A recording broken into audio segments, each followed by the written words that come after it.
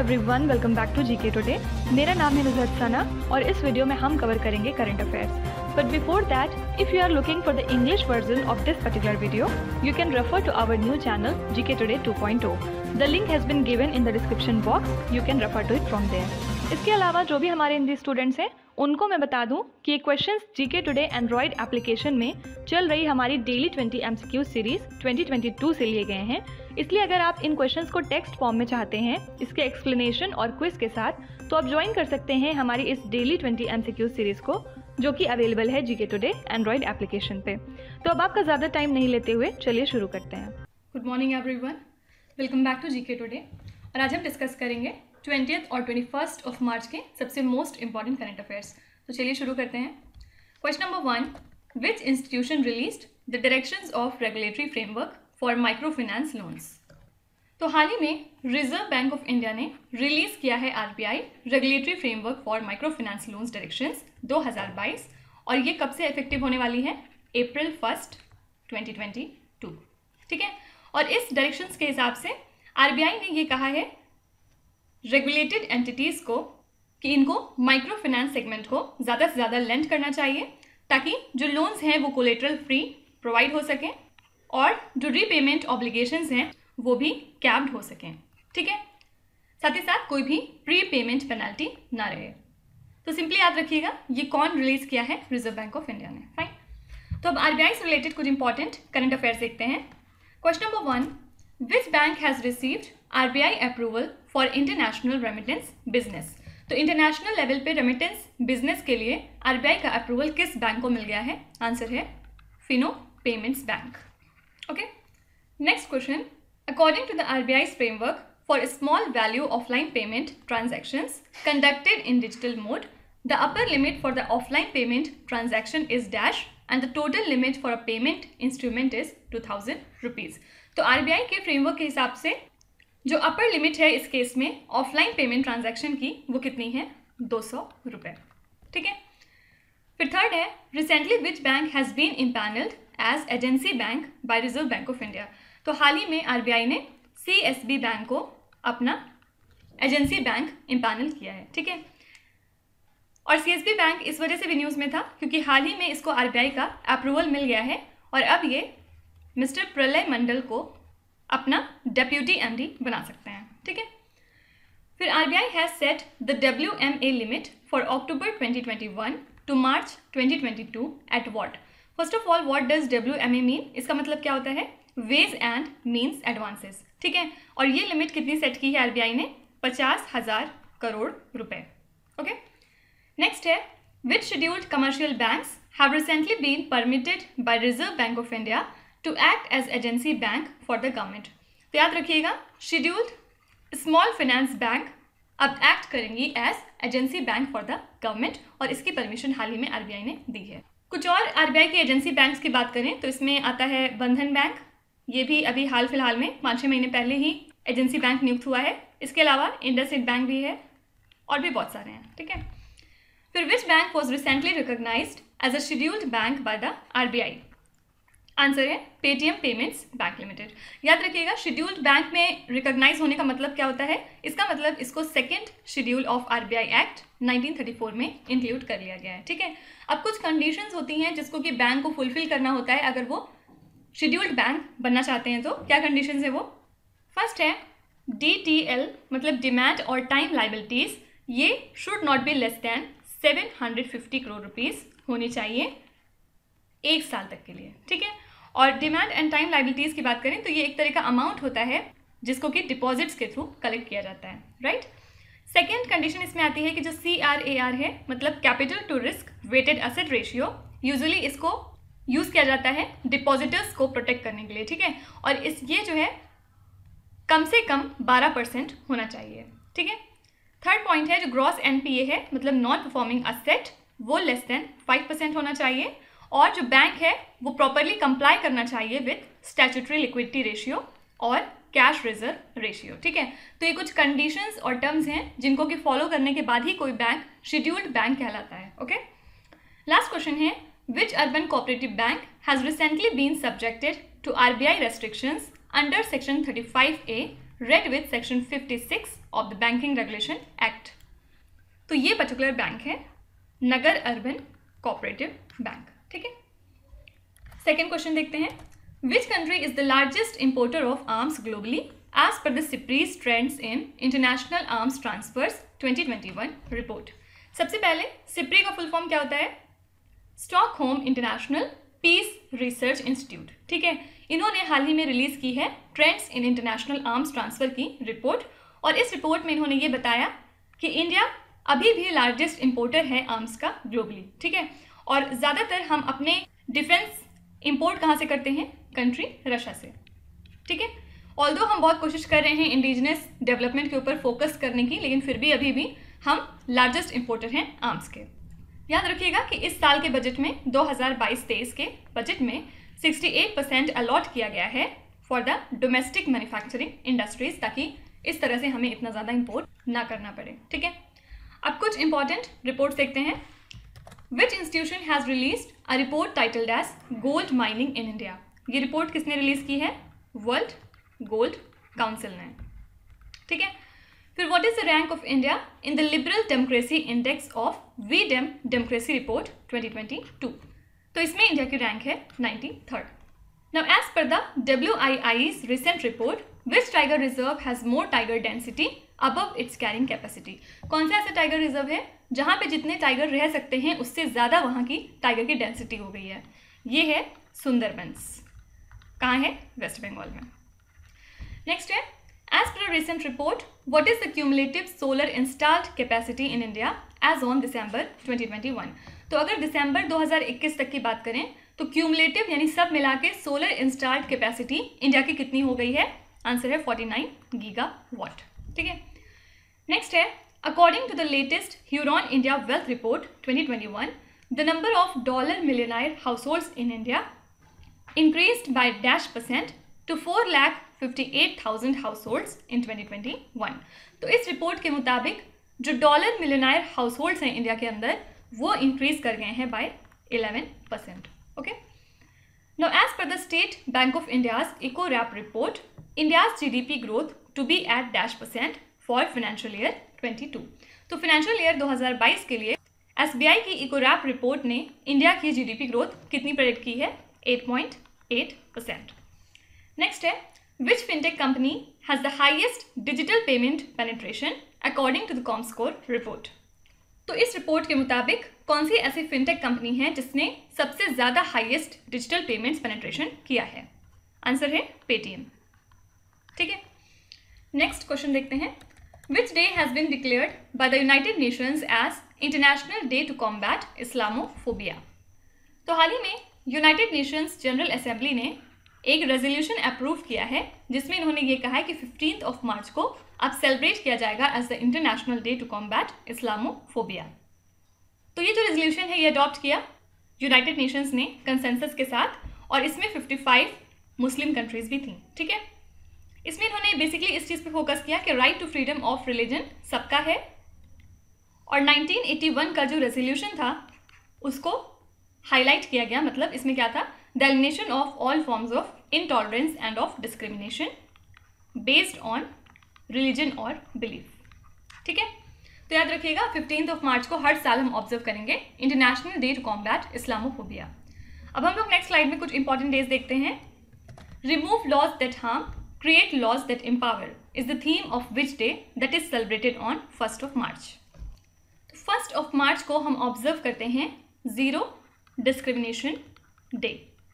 ठीक है, मतलब ऑल दो कितने भी कल्चर्स हो जाएं, डाइवर्सिटी हो जाए, लेकिन किसी में हमें डिस्क्रिमिनेट नहीं करना चाहिए। इस दिन को हम हाईलाइट करते हैं इस दिन।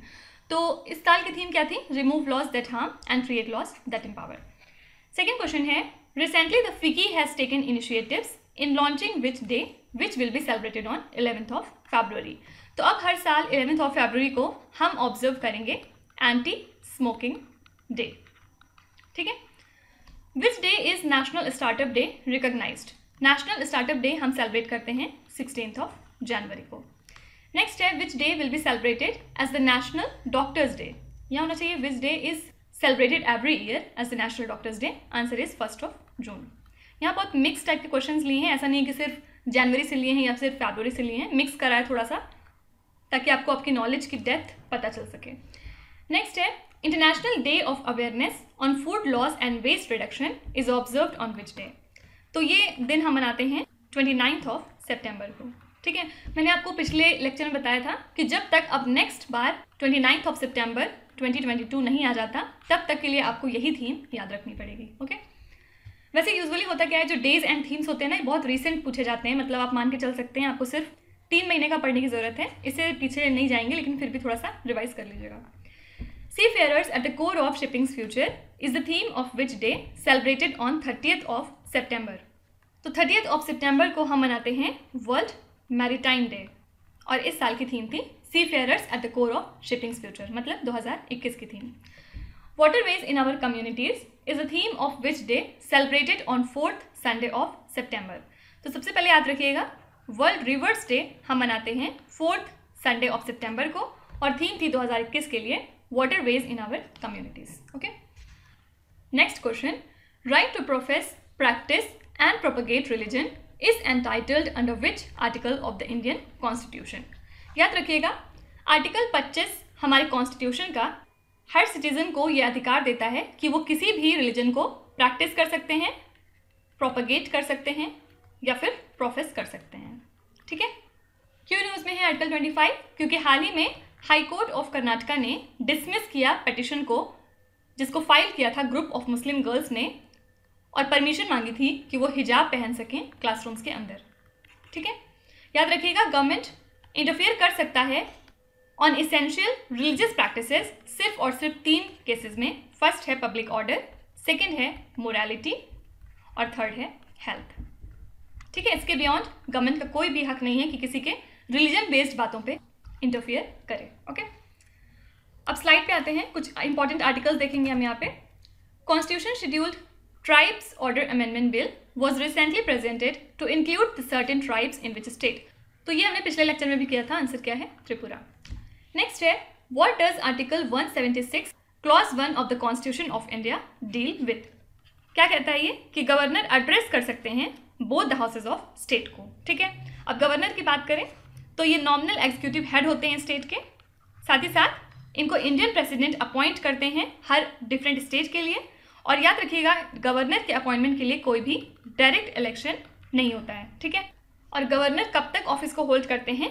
Under the pleasure of president. ठीक है, नेक्स्ट है article 275 of the constitution is associated with which issue.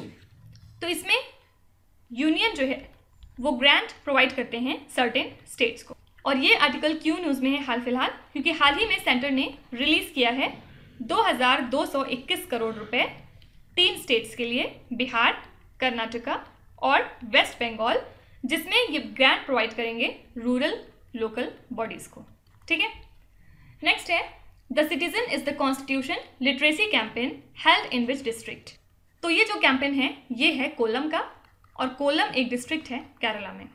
ठीक है, इसके अंदर में क्या होगा, जो वहाँ के सिटीजन्स हैं उनको बेसिक फंडामेंटल राइट्स के बारे में बताया जाएगा। कॉन्स्टिट्यूशन का जो बेसिक होता है उसके बारे में वहाँ के हर इंसान को अवगत कराया जाएगा। ठीक है, which South American country is drafting a new constitution. ये कंट्री है चिले।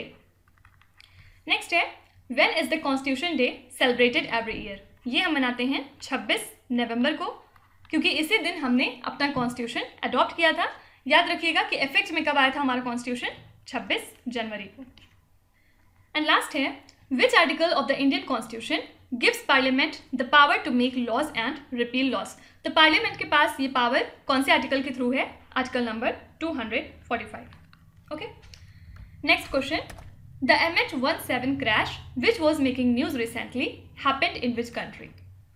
एक्चुअली 2014 में जो मलेशिया की एयरलाइंस फ्लाइट थी MH17, ये क्रैश हो गई थी ईस्टर्न यूक्रेन के डोनेट्स्क रीजन में। ठीक है, और अब ऐसा माना गया है कि रशिया का रोल था इसको डाउनिंग करने में। तो हाल ही में जबकि रशिया इन्वेड कर रहा है यूक्रेन को, तो ऑस्ट्रेलिया और नीदरलैंड्स ने ये डिसाइड किया है कि ये एक नया लीगल केस फाइल करेंगे against Russia regarding this MH17 crash. ठीक है, तो पूछा जा सकता है कि ये कब का केस है? याद रखिएगा 2014 का। तो आंसर क्या हो जाएगा यहाँ पे? यूक्रेन। ऑल्दो ये है मलेशिया का, मतलब मलेशिया की एयरलाइन फ्लाइट है, लेकिन कहाँ पे क्रैश हुई थी? यूक्रेन के अंदर। ठीक है, नेक्स्ट यूक्रेन से रिलेटेड कुछ इंपॉर्टेंट करंट अफेयर्स देखते हैं। विच technology company has launched air red alert system और एंड्रॉयड फोन्स इन यूक्रेन? तो ये कौन सी टेक जायंट है? आंसर है Google.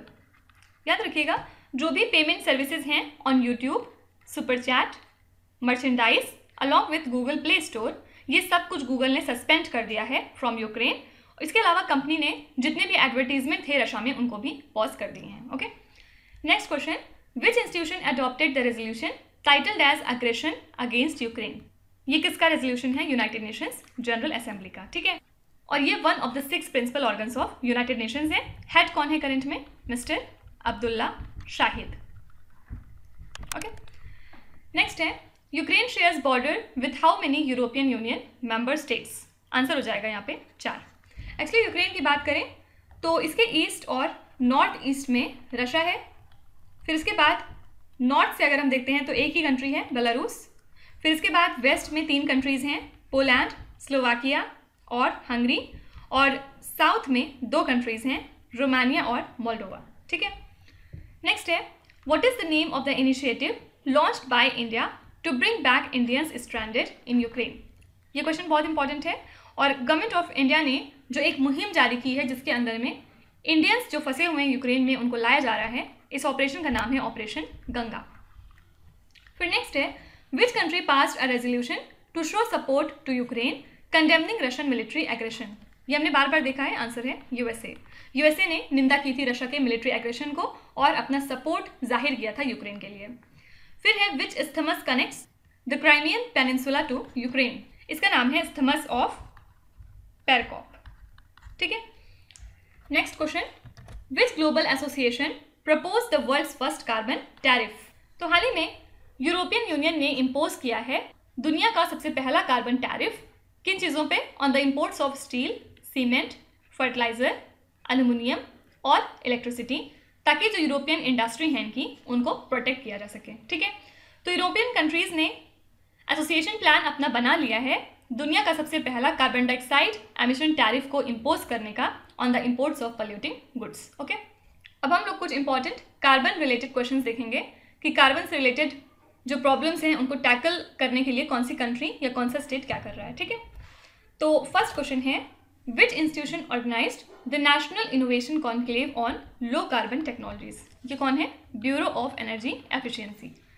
Now as per a recent study, which national park of India is releasing more carbon than it is absorbing? तो कौन सा ऐसा नेशनल पार्क है इंडिया का जो कार्बन ज़्यादा रिलीज कर रहा है जितना कि वो एब्जॉर्ब कर रहा है? आंसर है काजीरंगा नेशनल पार्क। और ये कहाँ पे है? असम में। क्या आप बता सकते हैं कि असम में प्रेजेंटली कितने नेशनल पार्क्स हैं? अपने जवाब आप कमेंट्स में लिख सकते हैं। The national centre of excellence in carbon capture and utilisation has been established at which institution? तो ये जो सेंटर ऑफ एक्सीलेंस है इसको क्रिएट किया जाएगा आईआईटी बॉम्बे के अंदर। फिर है, what is the name of the carbon rich diamond shaped near earth asteroid recently seen in the news? तो आपने नाम सुना होगा रियोगू का, ये हाल फिलहाल न्यूज़ में बना हुआ था और ये एक तरह का एस्ट्रॉइड है। How many airports have received international recognition for reducing the carbon emission level as per the standards set by ACI grading? कितने एयरपोर्ट्स को ये रिकॉग्निशन मिल चुका है? 4। Which country is the largest emitter of carbon dioxide on a per capita basis among G20 countries? तो G20 countries की बात करें तो सबसे ज़्यादा कार्बन डाइऑक्साइड कौन एमिट करता है? Saudi Arabia. Which organization has become the country's first steel company to commission a carbon capture plant? तो दुनिया की सबसे पहली स्टील कंपनी जिसने कमीशन किया है एक कार्बन कैप्चर प्लांट को, ये कौन सी है? Tata steel. Okay, next question, a Guinness World Record for fastest time to travel to all the metro stations in city was created in which metro network?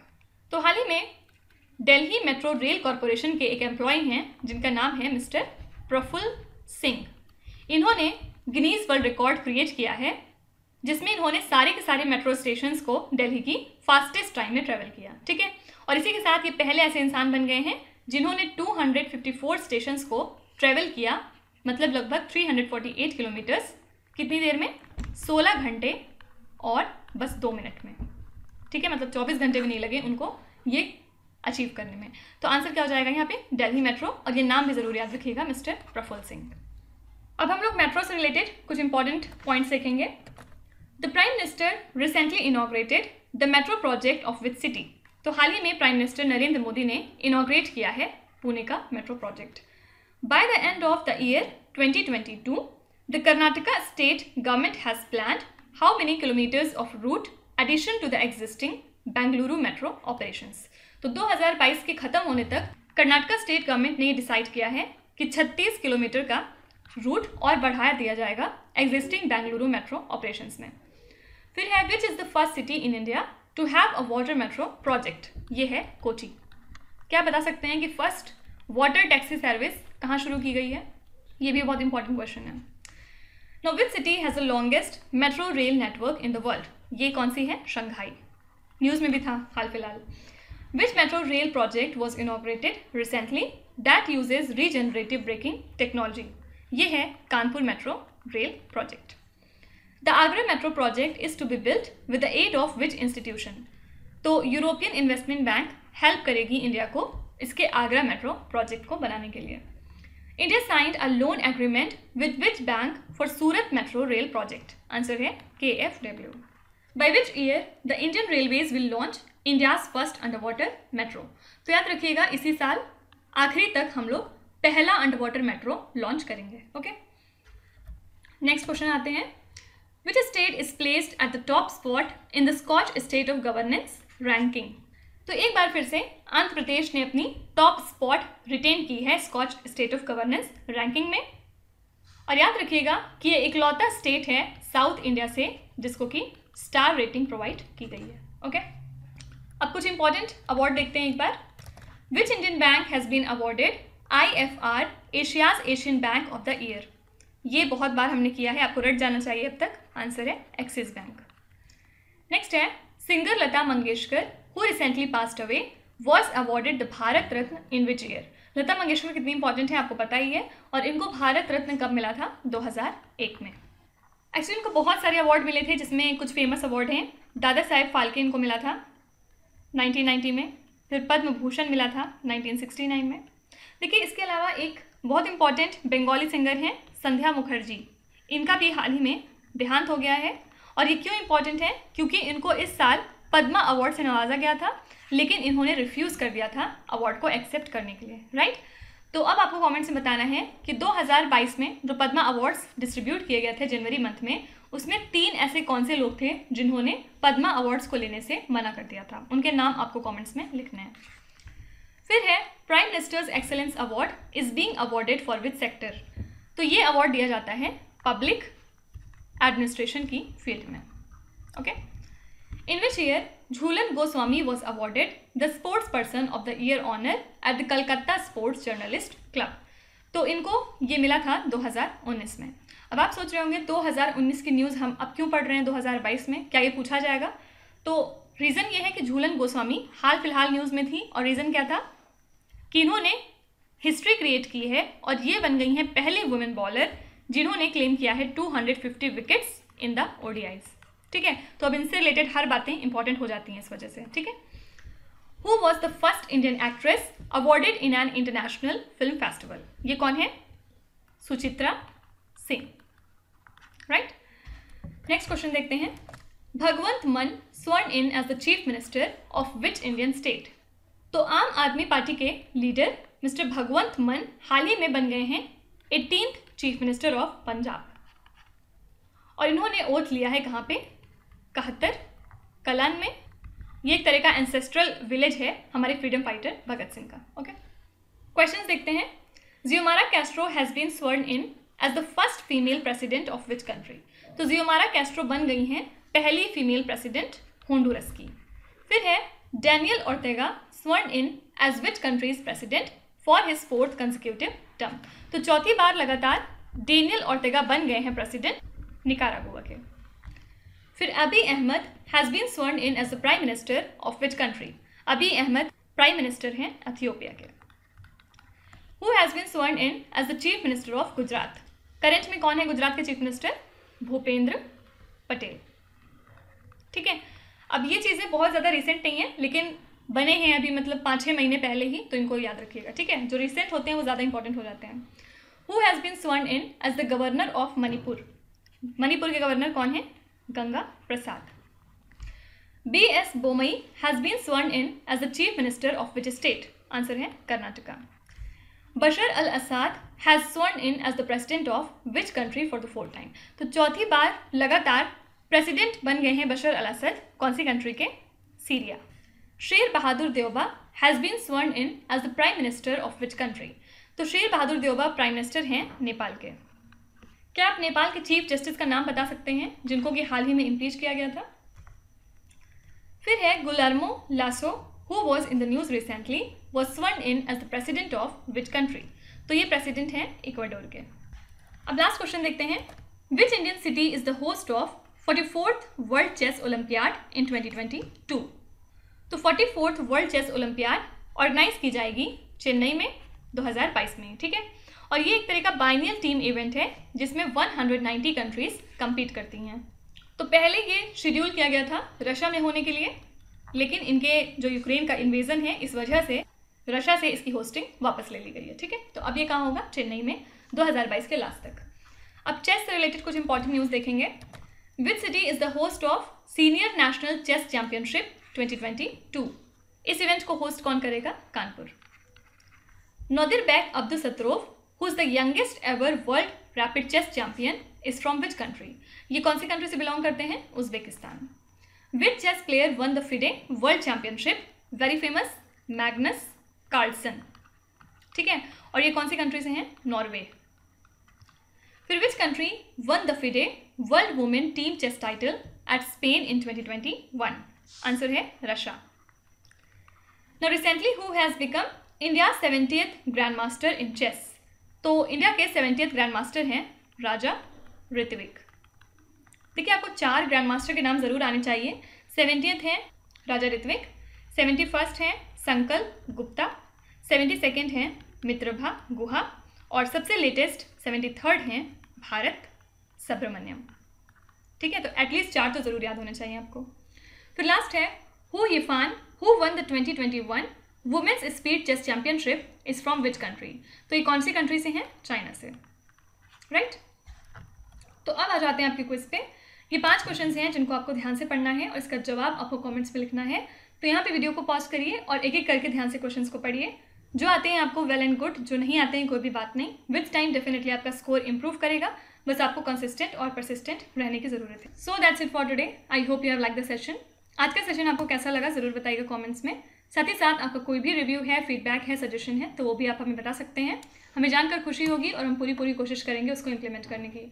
तो कल फिर हम लोग मिलेंगे सेम टाइम सेम जगह कल के करंट अफेयर्स के साथ। Till then stay tuned. Thank you so much for watching and please do not forget to subscribe to GK today. With this Meenu Zaid Sana signing of.